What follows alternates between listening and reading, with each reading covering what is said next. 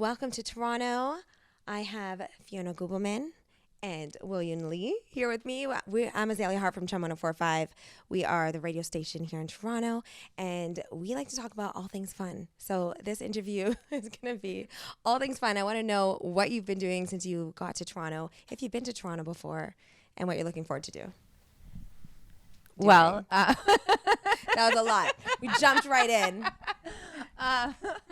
I have done a lot since I got in. I have gone to bed and had some coffee. So that's fun. Since getting in. I got in last night. This is a pretty short trip for us. But I leave tomorrow morning at like 7:20. But I have been to Toronto before. I've worked here a few times and I love the city. Okay, amazing. Well. I got here at like 2:30 in the morning. Okay. But I woke. This morning? Yeah, this morning. But I woke up and I was so grateful because I opened the shades, and this was in 1999. This was my first place I ever got my first like real acting job in Toronto, and I lived here for almost 3 years shooting a series called Witchblade. Amazing. And I was just like, man, this is amazing. I can't believe I get to do this. Yeah. Well, welcome back. Yeah. Thank you. So do you have a favorite place in Toronto that you go to? I was off Bay Street. I don't think it exists anymore, but It was a place called Gus. And so it was like the hot bar restaurant, and we lived above it. So the whole cast would finish and literally throw our bags down, and we'd go straight to the bar. So yeah, we caused trouble a long time ago. And now it's just bed and coffee. Yeah. That's okay. Yeah. We roll with that. We rock with that here. So we're here to talk about The Good Doctor. I know that to get on the show, you guys are a couple. Yes. But there's been a little bit of some rocky times. I know fans aren't too happy about that, but what can you tell us about why you guys feel like you're having a rocky time right now? Well, Morgan, for the past 2 years, has been on this journey of rediscovery. She's kind of figuring out what she wants to do, and through her relationship with Park, she's been growing as a person, emotionally, and just becoming slightly nicer. And so she's really just trying to figure out what she's going to do with her life. So I think that's recently what's led to some of the troubles between Morgan and Park. What do you think? Same thing? Well, my character rides the line of, being attracted by her ambition, but also it's kind of the big obstacle in our relationship. And I think some of that might be explored for season 6. Oh, okay. Good. I want to get into that. But I want to find out what you in your personal life, what kind of advice would you give to your characters in the show for, do you have any? No, you go. I want to hear what he's going to say. What kind of advice I would give to Alex Park? Yeah, if he came to you and was like, listen, this is what I'm going through. She's so ambitious and I love it, but she's driving me nuts. Oh, man. I think I would say walk away. No, I'm just kidding. I'm kidding. Whoa. What would I say? Maybe just not, I guess, happy life, happy wife, or happy wife, happy life. So I would be quiet a little bit more. I would tell him to quit, egging her on and fighting with her. Oh, so at least he knows he does that. I mean, the good fights lead to good making up. So, but I would, I think that, with Morgan, I would maybe mention that opposites attract for a good reason, that there's some really great qualities to Park that have already helped her to find happiness, and that maybe she should stick it out, because in the long run they're really good for each other. They balance each other out, and they both encourage each other to grow in beneficial ways as long as they work as a team.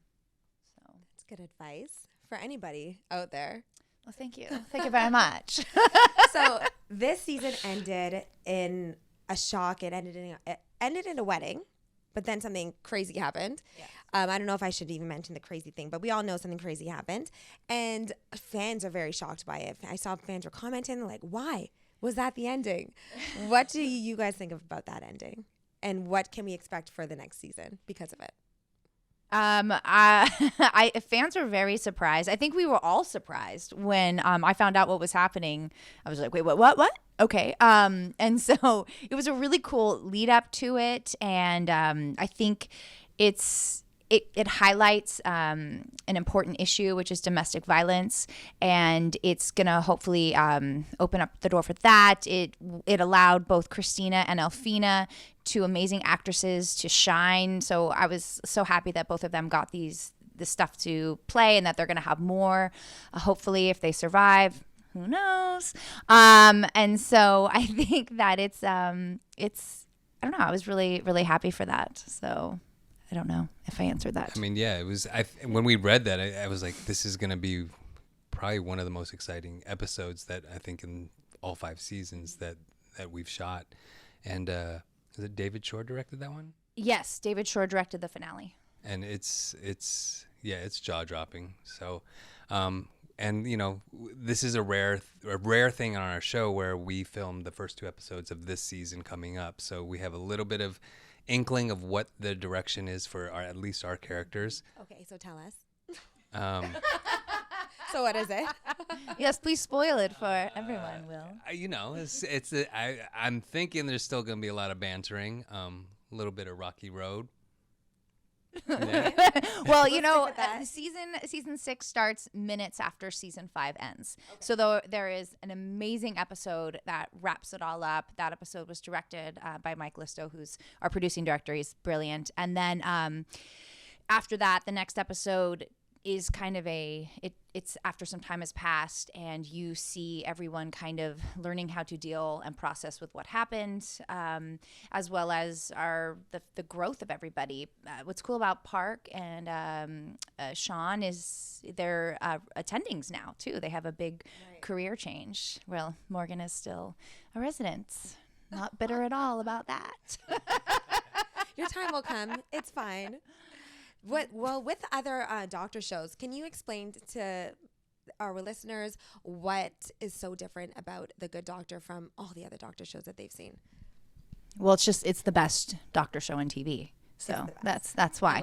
I like it. You know, it's what sets us apart, I think, is that it has such a strong message of hope and inspiration and empowerment for people that all people can relate to in some aspect or another.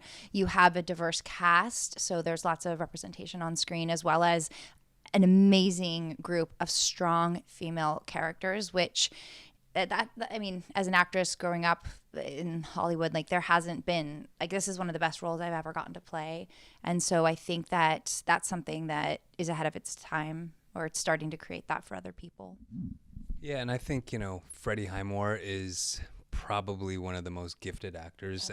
He's just brilliant. I mean, he's an incredible, I wouldn't say like leader, but he just is. And I think he sets the bar so high that our show just kind of has this magic to it. And because of the lens that we're looking through Freddie Highmore's character, you know, there's no filter. And sometimes we as human beings, we always filter everything we say. And he's such a great lens. He just says what he feels. And, you know, it's refreshing. And it's a show of truly of hope, like what's her name?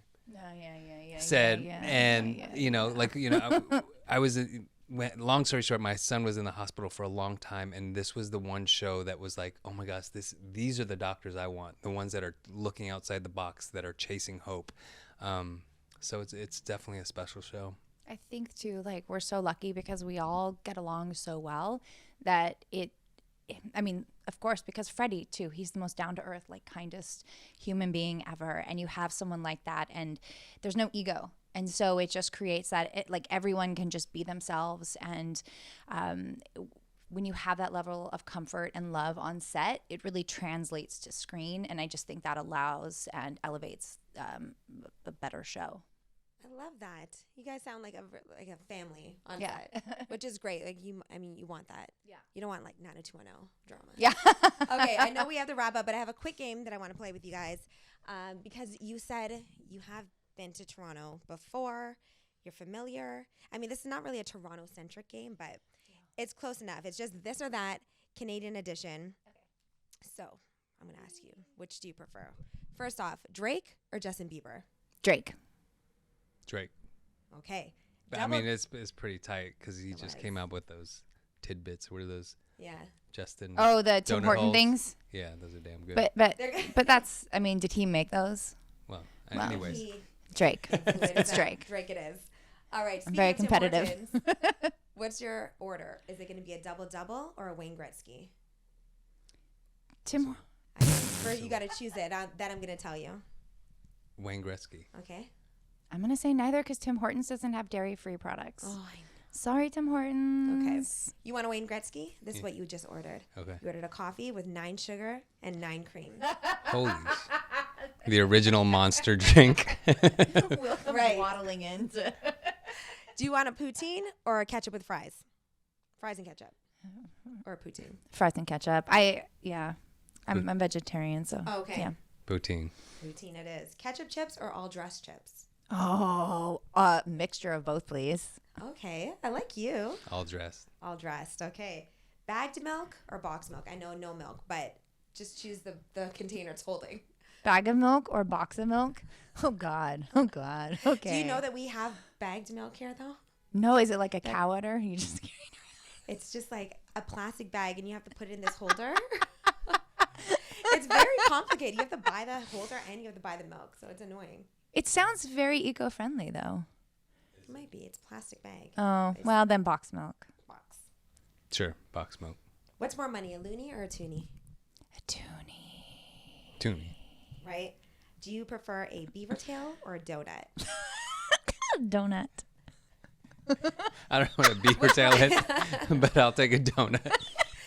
I know the beaver tail name throws people off, but it's a pastry as well, and it's just like a flat, long pastry, and you can put like Nutella on it, cinnamon sugar, bananas. There's tons of toppings. I'll Pretty take. delicious. Okay, so if you can put toppings on a beaver tail, I'll take a beaver tail with a donut. Oh, again with the collabo. Just All right, make if you up your had- own answers. She said, pick one, this or that. And you're like, I'm going to mix every answer I have. On All right, both. everyone from now on then, Remix. 'cause that's what's happening. And last one, if you had to hang out with somebody, would it be the Toronto Raptors mascot or the Toronto Maple Leafs mascot, which is a teddy bear? oh, the Maple Leaf teddy bear. Okay. I'll just say Raptors to be opposite of her. All Well, I right. actually want to say raptor and teddy bear because Both. You want to Why mix not? both. Well, thank you so much for joining us on Oh. 104.5. It was a pleasure. it was. Thank you. Thank you.